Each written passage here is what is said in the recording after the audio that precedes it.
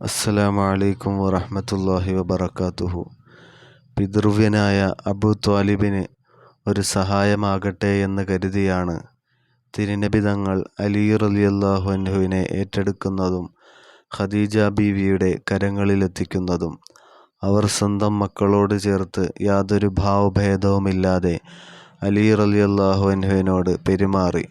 അങ്ങനെ നുബുവത്തിൻ്റെ ഗേഹത്തിൽ നിന്ന് എല്ലാ മാനുഷിക ഗുണങ്ങളും പകർന്നെടുക്കാൻ അലി റളിയല്ലാഹു അൻഹുവിന് സാധിച്ചു. ഉത്തമ മാതൃകയായ നബി കുടുംബത്തിൻ്റെ സ്നേഹം അലി റളിയല്ലാഹു അൻഹു വേണ്ടുവോളം ആസ്വദിച്ചു.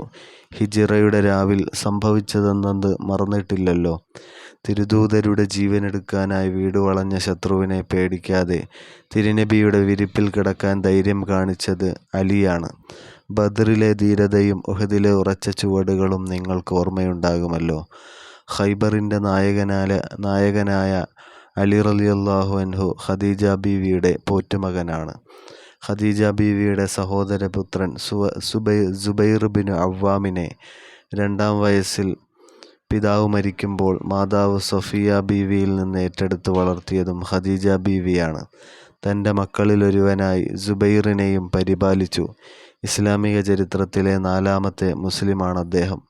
ഉഹദിൽ റസൂലിൻ്റെ സംരക്ഷണ കവചമായി വർത്തിച്ചത് സുബൈർ ബിനു അവ്വാമാണ്. മിസ്രിലെ ബാബിലോൺ കോട്ട ജയിച്ച സുബൈർ ബിനു അവ്വാമിൻ്റെ വളർത്തുമ്മയും ഖദീജ ബീവി തന്നെയായിരുന്നു. അടുത്ത വളർത്തുപുത്രനാണ് മഹദിക്ക് സമ്മാനമായി കിട്ടിയ അടിമയായ സെയ്ദ് ബിൻ ഹാരിസ് റളിയല്ലാഹു അൻഹു.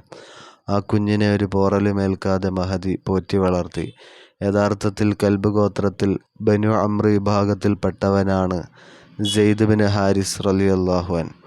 കൊള്ളസംഘത്തിൻ്റെ മിന്നലാക്രമണത്തിൽ മാതാവിൻ്റെ കയ്യിൽ നിന്നും തട്ടിയെടുക്കപ്പെട്ട് ചന്തയിൽ വിൽപ്പന നടത്തിയതാണ് സെയ്ദ് ബിൻ ഹാരിസയെ.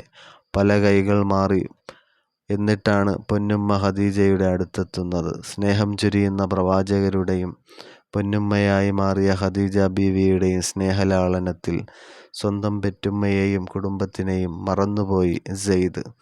പിന്നീടൊരിക്കൽ പിതാവിൻ്റെ കുടുംബം തിരിച്ചറിയുകയും പിതാവിനെ കൂട്ടി വരികയും ചെയ്തപ്പോഴും സെയ്ദ് അവരോടൊപ്പം പോകാൻ കൂട്ടാക്കിയില്ല. ഉപ്പയായി മാറിയ മുത്തുനബിയെ വിട്ടുപോകാൻ അവർക്കാകുമോ? അതുകൊണ്ടല്ലേ നബിയുടെ പുത്രനെന്ന് അല്പകാലമെങ്കിലും വിളിക്കപ്പെട്ടത്. ആ സെയ്ദ് മാത്രമാണ് സഹാബത്തിൻ്റെ കൂട്ടത്തിൽ നിന്ന് നേരിട്ട് ഖുർആൻ പരാമർശത്തിന് പാത്രമായത്. ഖദീജ ബീവിയുടെ സ്നേഹലാളനയേറ്റവരാണല്ലോ സെയ്ദ്. ത്വായിഫിലെ ഭ്രാന്തരെറിഞ്ഞ കല്ലുകളെ ശരീരത്തിലേക്ക് ഏറ്റുവാങ്ങി തിരുനബിയുടെ സുരക്ഷ ഏറ്റെടുത്തവരാണ് സെയ്ദ് ബിൻ ഹാരിസ് റളിയല്ലാഹു അൻഹു. അവരെ സംരക്ഷിച്ചതും ഖദീജ ബീവിയാണ് റളിയല്ലാഹു അൻഹ.